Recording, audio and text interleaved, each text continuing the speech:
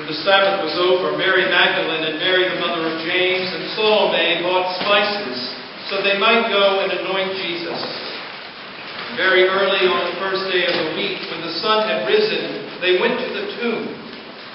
They had been saying to one another, "Who will roll away the stone for us from the entrance to the tomb?" When they looked up, they saw that the stone, which was very large, had already been rolled back. As they entered the tomb, they saw a young man dressed in a white robe, sitting on the right side, and they were alarmed. But he said to them, "Do not be alarmed. You are looking for Jesus of Nazareth, who was crucified. He has been raised. He is not here. Look, there is the place they laid him.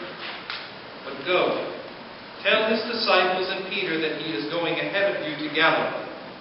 There you will see him, just as he told you." So they went out and fled from the tomb, for terror and amazement had seized them, and they said nothing to anyone, for they were afraid. The Gospel of the Lord.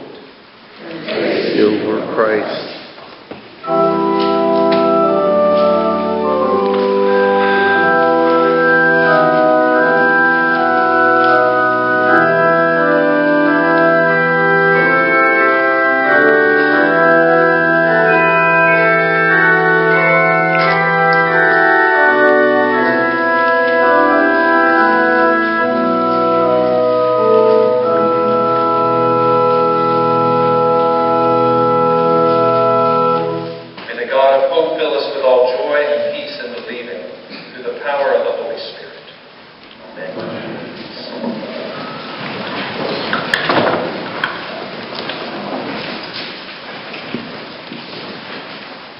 You know, if Jesus knew that after all that work, all that suffering, those women were just going to run away from the tomb that morning all afraid and say nothing to anyone about anything, I have to figure he'd be rolling over in his grave.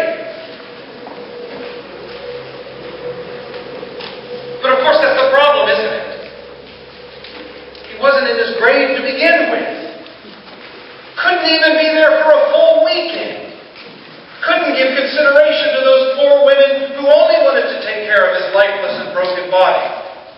As Mark would tell him, Jesus was too hyperactive to even hang around to greet the women himself. He sent a spokesperson to take care of his personal appearances. No wonder the women were afraid. There was somebody inside of the tomb, somebody who was talking, somebody alive and awake. You don't expect somebody hanging around for a chat in some dead guy's tomb. Obviously, sometime along the way, these women told somebody about what they saw. Because they told somebody else, who told somebody else, who told somebody else, because finally, somebody told us.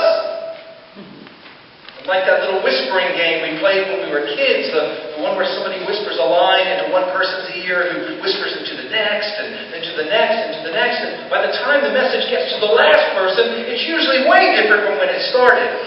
I don't doubt that this story might have in our time some differences. Differences from the way that it happened at that time. But luckily the four Gospels tell something of different versions of the resurrection story, or I might wonder who conspired together to make such an astounding and unexpected event all too understandable, all too uniform. You know the old saying, the devil is in the details. So I'm just trying the basics of an understanding of Easter morning. That's why Mark's story of Jesus' resurrection is by far my favorite. Why? Because the women were scared speechless. That's why. Thank goodness somebody had the sense to know that you have to be some 3 sheets to the wind to casually accept the news that someone you saw dead a day or 2 ago couldn't even stay that way long enough to make it to his own funeral.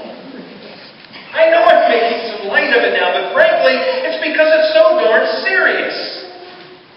The reason we gather on Easter Sunday as church is not because the weather has turned nice, or that spring has returned, or to have some kind of family reunion. It's to say that Jesus rose from the dead. And because he rose from the dead, we live in the hope hope that this life, with all its pains and trials, is not the end of our story.